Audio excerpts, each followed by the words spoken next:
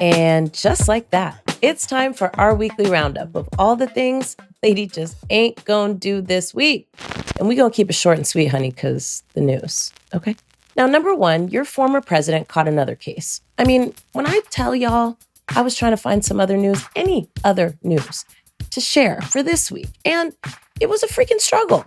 I mean, unlike CNN and them, we don't want to talk about Donald Trump all day, every day, but the big news for this week is that the Orange Menace caught yet another case, fucking around with these documents that belong to the United States of America.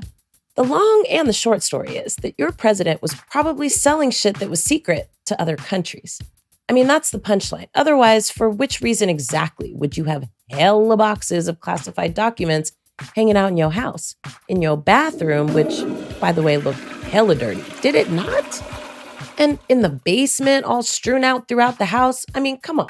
In any case, this week, Trump was charged with 37 felony counts. 37. Basically, like 30 counts of keeping shit you wasn't supposed to have, and 7 counts of being shady about the shit.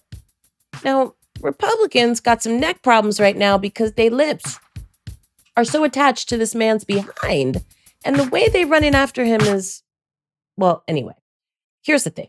He allegedly collected top secret documents containing information about nuclear programs, also about the weapons capacity of other countries, the weapons capacity of the United States, the vulnerabilities of the United States and other nations to attack, and then also how the US would respond to such attacks. This is big shit. But wait, also though, he was showing that shit to other people too. Shit that was like classified at the highest levels. Like, there's shit you ain't supposed to tell nobody, but you might could tell your bestie. And then there's shit you're supposed to take to the grave, honey. And he had the shit you was supposed to take to the grave. So, what's the conclusion here? Why should we even care about this? I don't know. I've been racking my brain about this for weeks because why do I give a fuck? Well, 2 big reasons, actually. The first one is some of y'all gave a lunatic the keys to the asylum. We should definitely care about that because who knows what he was trying to do?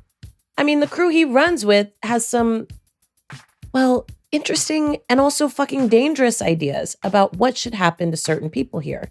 And honey, it only depends on the mood he's in. So that shit is scary. But you should also care about this because his crew appointed hella judges while he was president. Like hella judges. You know, like the one who's trying to ban the abortion pill. Oh, and then there's the one that's overseeing his case, Eileen Cannon, a U.S. district judge that he appointed in 2020 in Florida. I mean, y'all do the math. Elections matter much? In other news, this week, a black mother was shot and killed by her white neighbor who was basically fucking with her son and his friends while they was playing, also in Florida. Ajike Owens, a 35-year-old mother of 4, was shot by 58-year-old Susan Louise Lawrence through her front door in Ocala, Florida, as she stood there with her 10-year-old son trying to figure out what the fuck. Yeah, this woman shot the mama in front of her baby. Okay, so Lawrence was angry about the children playing in a field close to her apartment, and she had previously terrorized these children for doing just that, playing.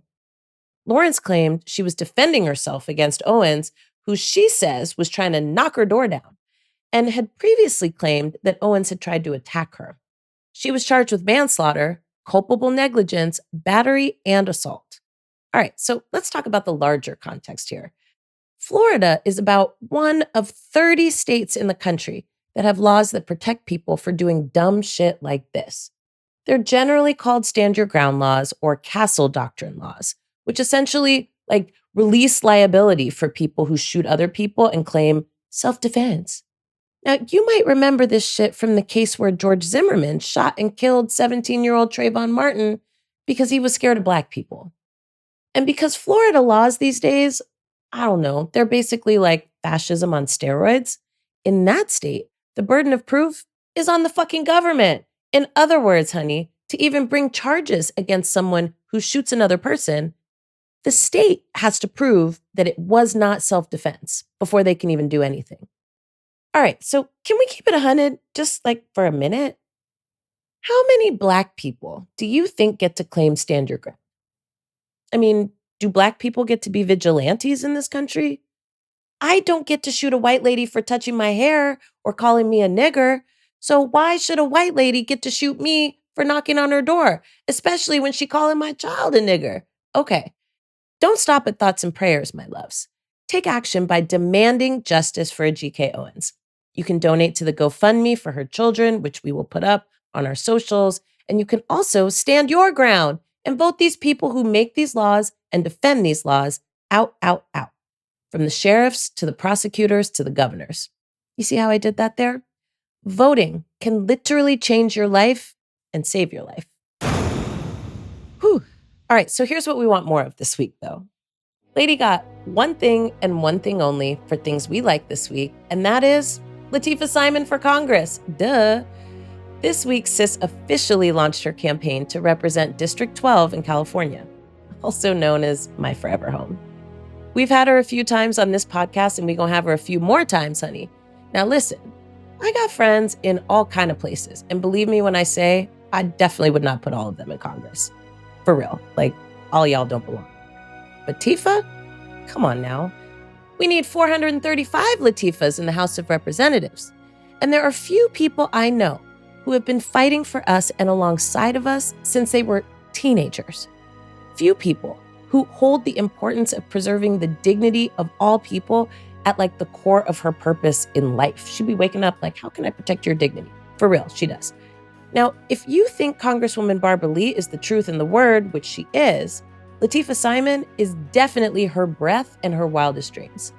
Lateefah has been an elected member of the BART Board of Directors since 2016. She's the youngest person to ever receive a MacArthur Genius Award. And she's the mother of two beautiful and brilliant children who I am proud to call my nieces. Now, I can hardly express, I swear to you, just how excited and proud I am that my sis said yes to serving you and me in what can absolutely be classified as a hotbed of mess called Congress. And if there's anyone that I know can get it done in there, it's her. Now, there's some other folks running too, and you should check them out. You should check their record. You should check their track record. You should check their politics. You should check their stances. And baby, check their receipts. Now, we love a good receipt over here at Lady Don't Take No. You know that. Now, you gonna make the best choice for you, and I know what I'm finna do. And on my mama, who Lateefah also draped in like the most beautiful mud cloth as she was dying, on my mama, I promise you, I'm gonna make sure sis takes her rightful place in history.